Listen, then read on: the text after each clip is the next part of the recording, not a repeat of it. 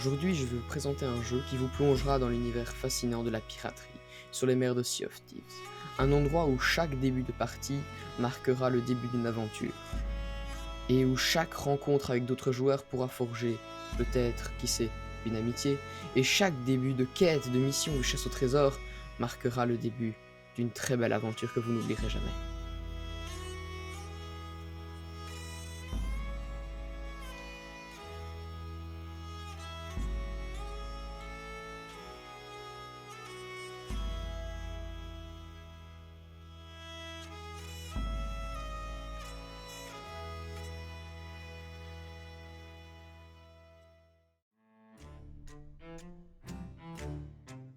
Sea of Thieves est un jeu développé par Rare en open world. L'objectif de ce jeu n'est pas bien défini, c'est de gagner de l'or, vous êtes un pirate, n'est-ce pas? Alors pour y parvenir, vous devrez peut-être battre un armada de bateaux, seul sur votre navire, plonger au fond des océans pour retrouver une ancienne cache perdue, ou battre un ancien capitaine squelette mystérieusement réapparu. Tous ces objectifs, comme je vous viens de le dire, sont pour gagner de l'or, mais vous n'êtes pas obligé de le faire. Vous pouvez simplement lancer votre partie, gonfler vos voiles et partir à l'aventure. C'est ça, Sea of Thieves. C'est le fait que à chaque fois que vous lancez votre partie, vous allez tomber sur quelque chose de bien précis, totalement aléatoire, mais qui va peut-être vous faire dire ça, c'est une nouvelle quête que aujourd'hui je vais résoudre.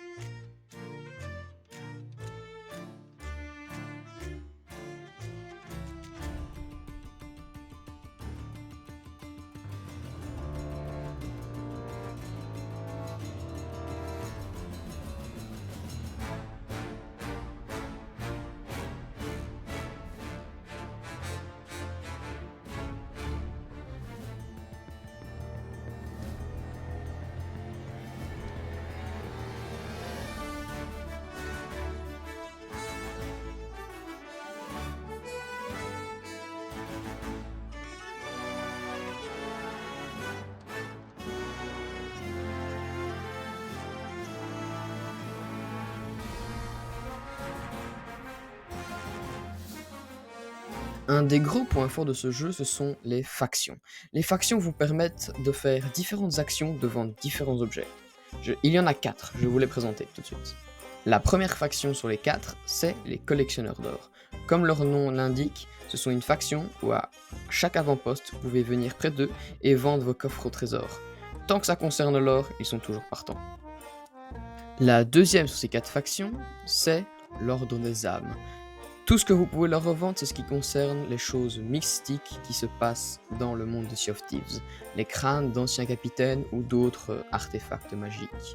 La troisième sur ces 4 factions est la faction des marchands. Ils ont eu la brillante idée d'utiliser les pirates comme coursiers, livrer les caisses qu'ils vous donnent à d'autres îles, à d'autres villageois, ou aller chercher d'anciens testaments à d'anciens capitaines déchus au fin fond des océans. La quatrième de ces factions est la faction purement PVP. Elle vous incitera à aller couler les autres joueurs, à leur détruire, leur voler leurs biens. Le seul désavantage, c'est que tous vos biens que vous voulez leur vendre, vous ne pouvez les vendre qu'à un seul endroit. Mais vous gagnerez plus. Une des plus grandes mécaniques sur Sea of Thieves, c'est le PVP. Votre but, couler l'adversaire et récupérer son butin. Vous pourrez aussi parfois vous faire couler, mais ne vous inquiétez pas. Tout ce que vous perdrez, c'est le butin sur votre navire. En tout, il faut parfois choisir judicieusement ce que l'on fait quand on a la cale chargée de trésors et un navire qui nous fonce dessus.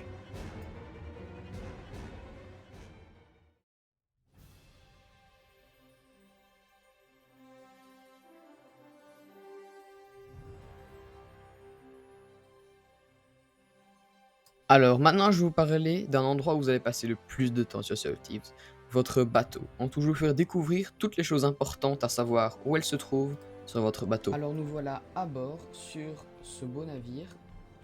Alors, la présentation de tout ce qu'on peut trouver dans ce bateau. Alors ici, il y a la table du capitaine.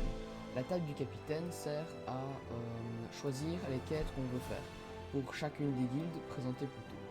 On peut aussi faire des fables, ce sont des quêtes qui rajoutent un plus de lore et d'histoire au jeu.